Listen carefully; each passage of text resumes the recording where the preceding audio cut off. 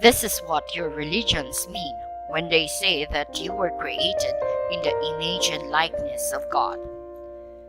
This doesn't mean, as some have suggested, that our physical bodies look alike, although God can adopt whatever physical form God chooses for a particular purpose. It does mean that our essence is the same. We are composed of the same stuff. We are the same stuff, with all the same properties and abilities, including the ability to create physical reality out of thin air. My purpose in creating you, my spiritual offspring, was for me to know myself as God. I have no way to do that save through you. Thus, it can be said, and has been many times, that my purpose for you is that you should know yourself as me. This seems so amazingly simple, yet it becomes very complex because there is only one way for you to know yourself as me, and that is for you first to know yourself as not me. Now try to follow this. Fight to keep up, because this gets very subtle here. Are you ready? I think so. Good. Remember, you've asked for this explanation. You've waited for it for years. You've asked for it in layman's terms, not theological doctrines or scientific doctrines. Yes, I know what I've asked. And having asked, so shall you receive.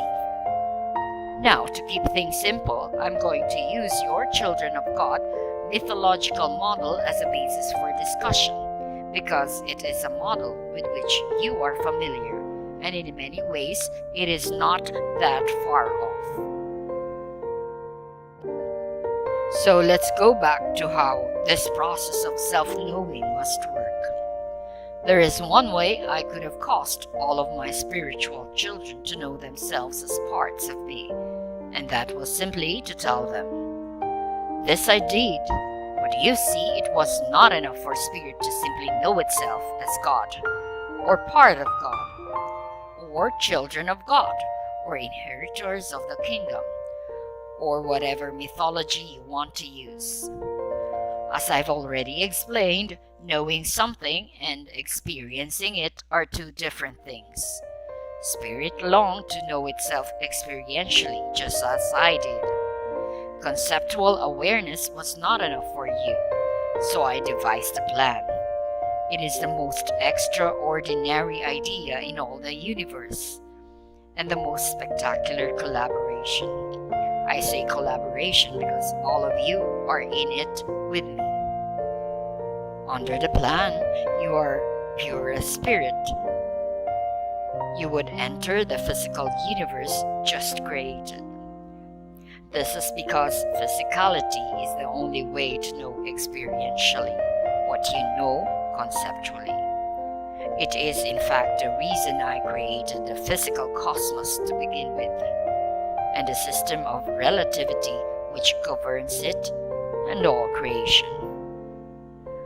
Once in the physical universe, you, my spirit children, could experience what you know of yourself.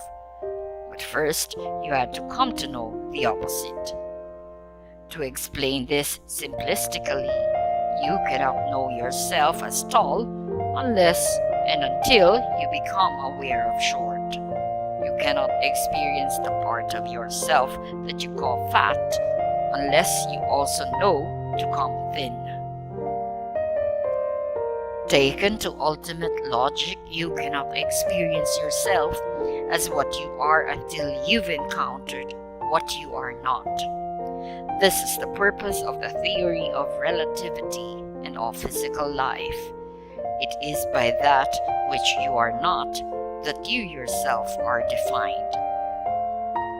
Now, in the case of the ultimate knowing, in the case of knowing yourself as the creator, you cannot experience yourself as a creator unless and until you create. And you cannot create yourself until you uncreate yourself. In a sense, you have to first not be in order to be. Do you follow? I think. Stay with it. Of course, there is no way for you to not be who and what you are. You simply are that pure, creative spirit. Have always been and always will be. So you did the next best thing. You caused yourself to forget who you really are. Upon entering the physical universe, you relinquished your resemblance of yourself. You relinquished your remembrance of yourself. This allows you to choose to be who you are rather than simply wake up in the castle, so to speak. It is in the act of choosing to be rather than simply being told that you are a part of God that you experience yourself as being a total choice, which is what, by definition, God is. Yet how can you have a choice about something over which there is no choice? You cannot be my offspring, no matter how hard you try, but you can forget. You are, always have been, and will always be a divine part of the divine whole, a member of the body. That is why the act of rejoining the whole, of returning to God, is called remembrance. You actually choose to remember who you really are, or to join together with the various parts of you to experience the all of you, which is to say, the all of me. Your job on earth, therefore, is not to learn because you already know, but to remember who you are and to remember who everyone else is. That is why a big part of your job is to remind others. That is to remind them so that they can remember also. All the wonderful spiritual teachers have been doing just that. It's your soul purpose. That is to say, your soul purpose. My God, this is so simple and so symmetrical. I mean, it all fits in. It all suddenly fits. I see now a picture that I have never quite put together before. Good, that is good. That is the purpose of this dialogue. You have asked me for answers. I have promised I would give them to you.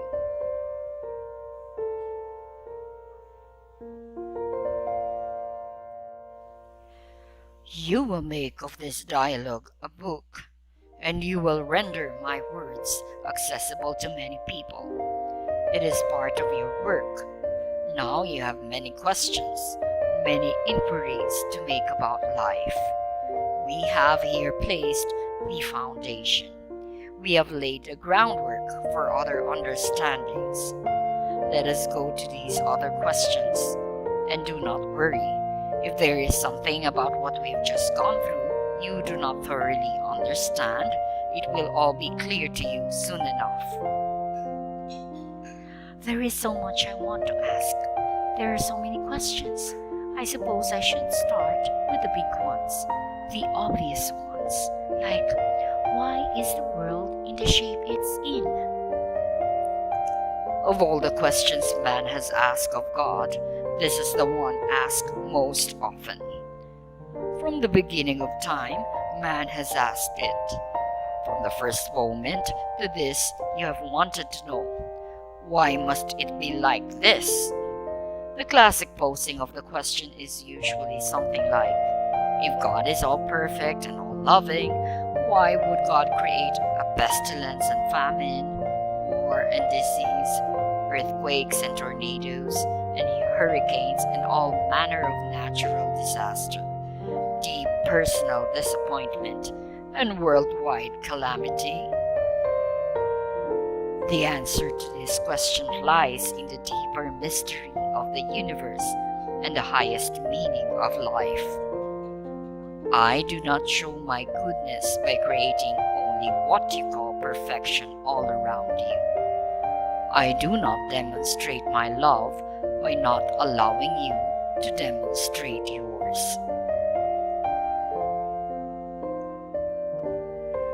As I have already explained, you cannot demonstrate love until you can demonstrate not loving. A thing cannot exist without its opposite, except in the world of the Absolute. Yet the realm of the Absolute was not sufficient for you or me. I existed there, in the always, and it is from where you two have come. In the Absolute, there is no experience, only knowing.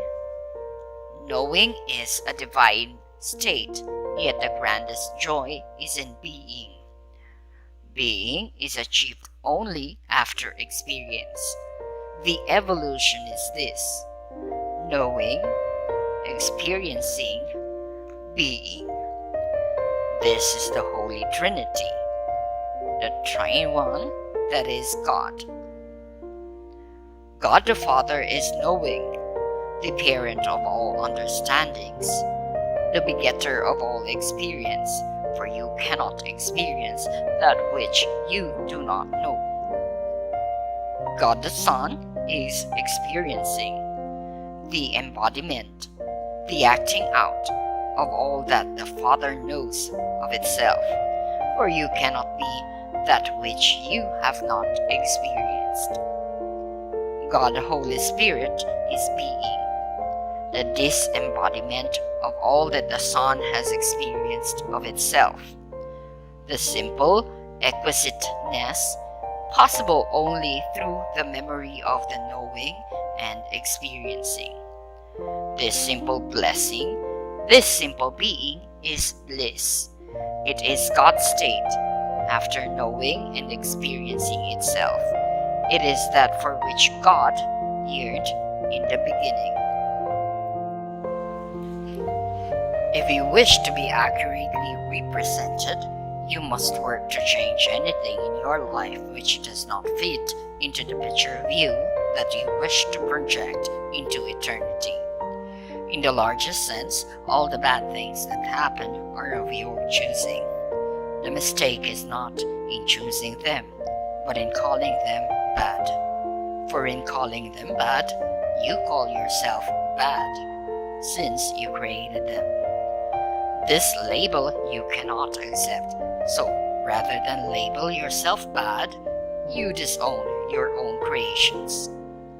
It is this intellectual and spiritual dishonesty which lets you accept a world in which conditions are as they are. If you had to accept, or even felt a deep inner sense of personal responsibility for the world, it would be a far different place. This would certainly be true if everyone felt responsible. That this is so patently obvious is what makes it so utterly painful and so poignantly ironic. The world's natural calamities and disasters, its tornadoes and hurricanes, volcanoes and floods, its physical turmoils, are not created by you specifically. What is created by you is the degree to which these events touch your life. Events occur in the universe which no stretch of the imagination could claim you instigated or created.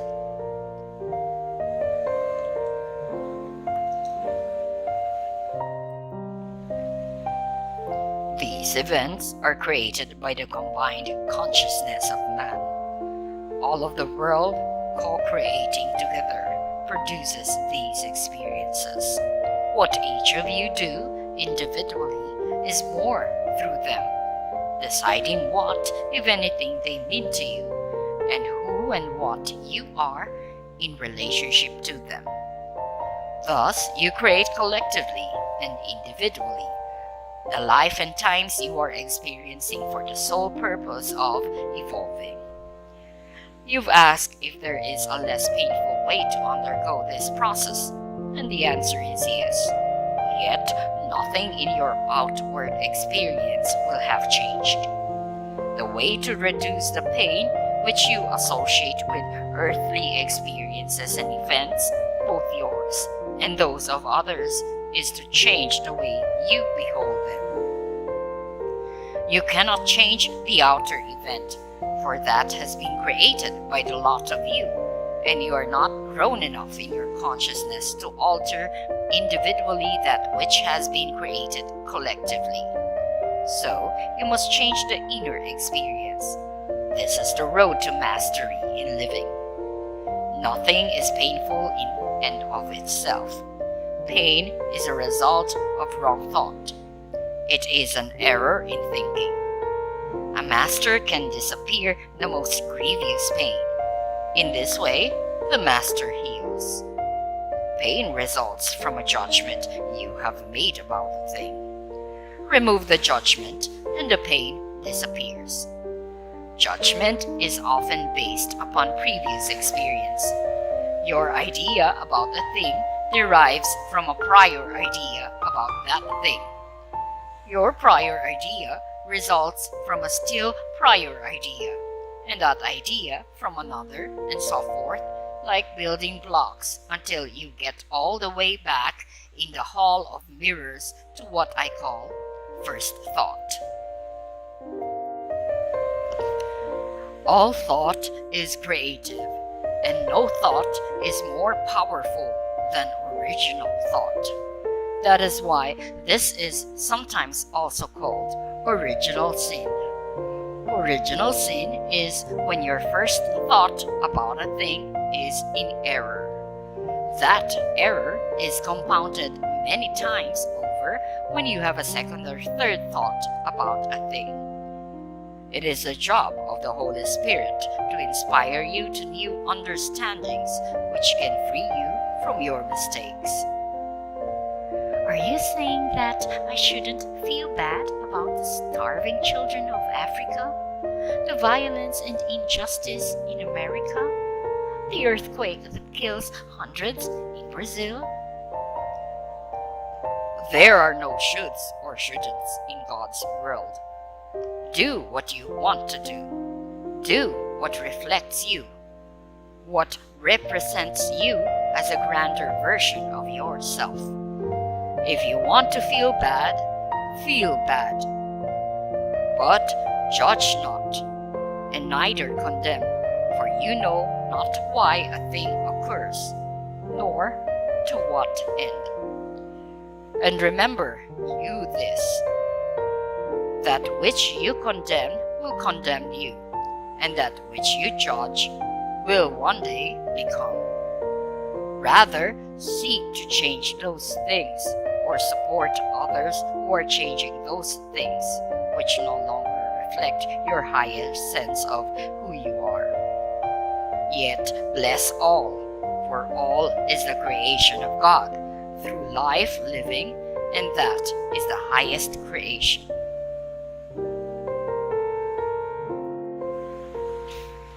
Could we just stop here for a moment and let me catch my breath?